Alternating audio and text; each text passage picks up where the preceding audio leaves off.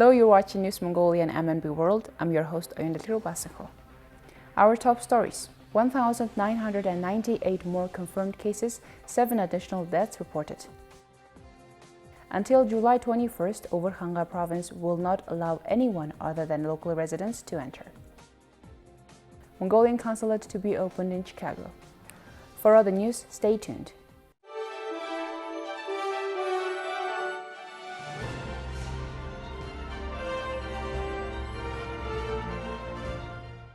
The Ministry of Health reported that 1,998 new COVID-19 cases were confirmed nationwide in the past 24 hours, and 7 more people have died.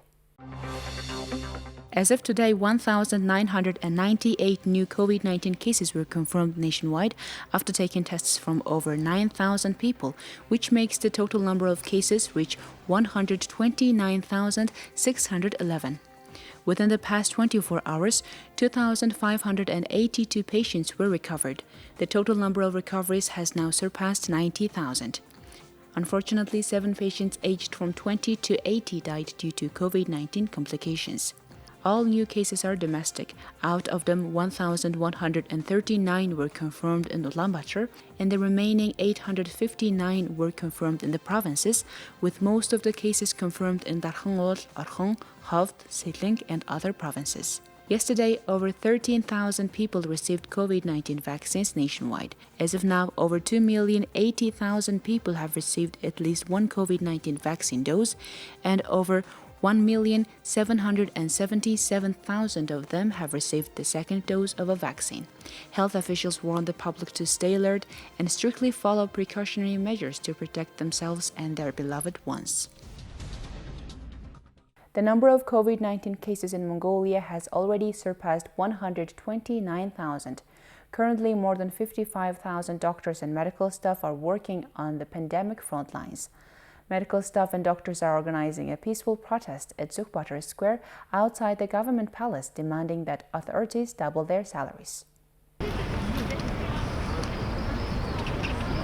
Protesters said that medical staff would go on strike if their demands were not met. The Mongolian Trade Union has already expressed its support for healthcare workers and submitted their demands to Parliament and Cabinet.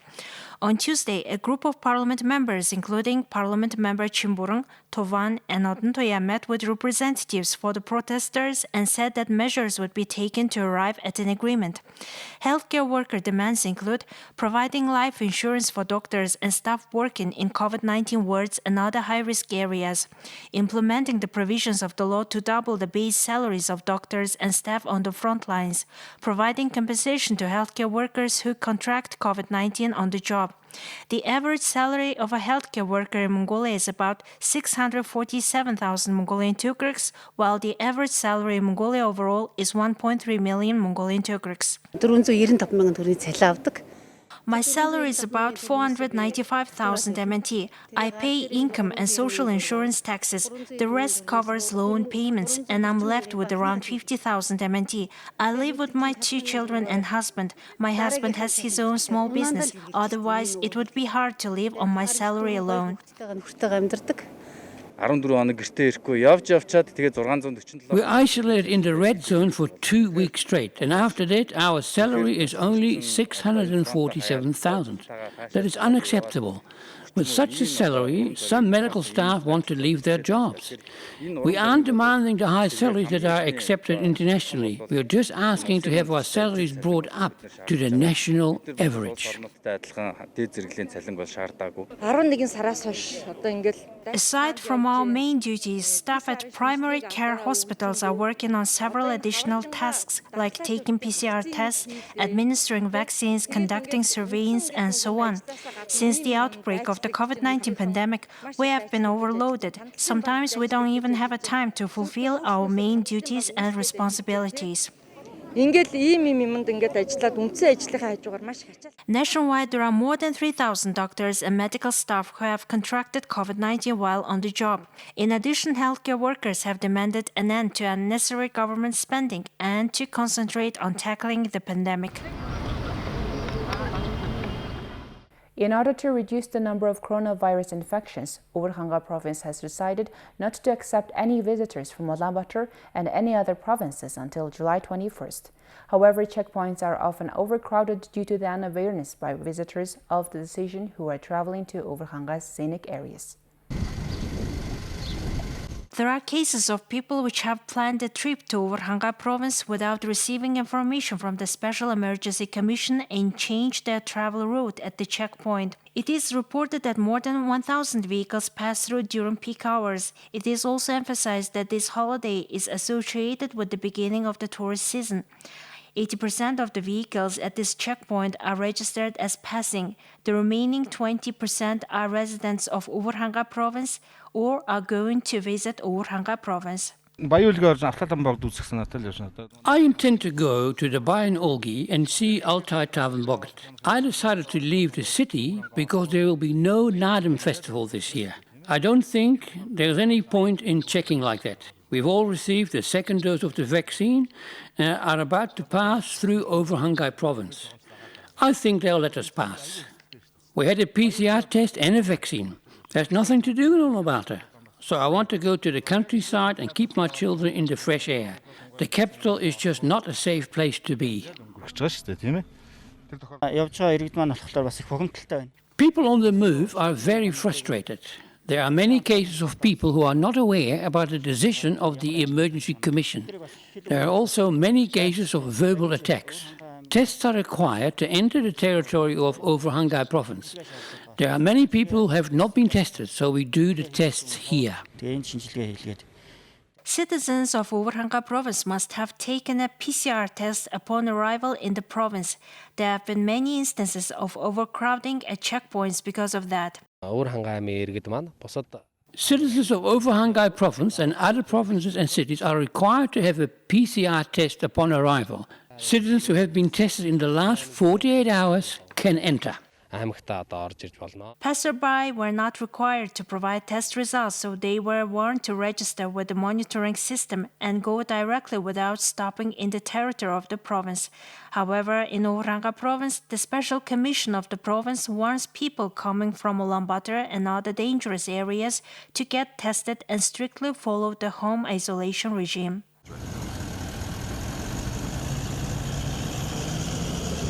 Thank you for staying tuned with us on MNB World. Now let's look at Mongolia's current affairs. On July 6, the Parliamentary Standing Committee on Security and Foreign Policy discussed a draft resolution on opening a consulate of Mongolia in Chicago, Illinois, in the United States. Last month, Minister of Foreign Affairs Batista gave a presentation on the draft resolution submitted by Cabinet. Mongolia established diplomatic relations with the United States in 1987 and opened the Embassy of Mongolia in Washington, D.C. in 1989.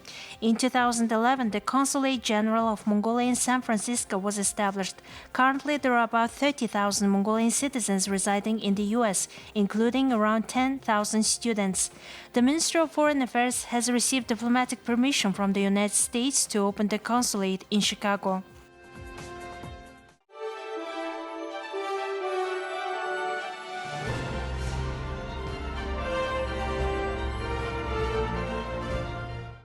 And here are the currency exchange rates provided by Mongol Bank.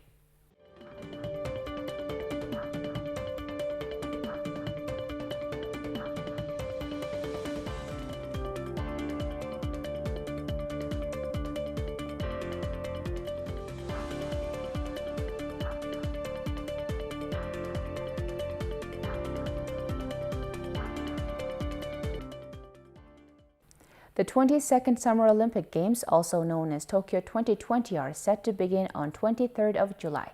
The ceremony of handing over the uniforms and participants' mandates to the athletes representing Mongolia at the Olympics started on Monday, July 6th. In order to determine the designers of the Mongolian ethnic sports and ceremonial clothes for the Tokyo 2020 Olympic Games, a professional competition was announced in 2019. A total of 10 designers submitted their designs and Michel Amazonka LLC was selected. As of today, a total of 44 athletes will compete in 10 sports, including 3x3 basketball, table tennis and the judo team category. Today's event was attended by T.S. Sharajams, Chairman of the Mongolian National Olympic Committee. E. Billicht, Head of the National Team Policy Implementation Division. B. Erden Vanchik, Head of the Sports Medicine and Research Center. T. Amajargu, Executive Board Member of the Mongolian National Olympic Committee. And Tokyo Olympic Foundation Manager B. Unubata. And they all wish the athletes success. Mongolia, which first participated in the 1964 Olympics, will participate in the second Olympics in the island nation's capital. Mongolian teams and athletes currently have 40 Olympic berths and 13 sports categories, and 8 Paralympic berths in 6 sport categories. In addition, for the first time, Mongolia has won the right to participate in team sports and table tennis. It is also the first time for Mongolian National Olympic Team to participate in 10 different sports.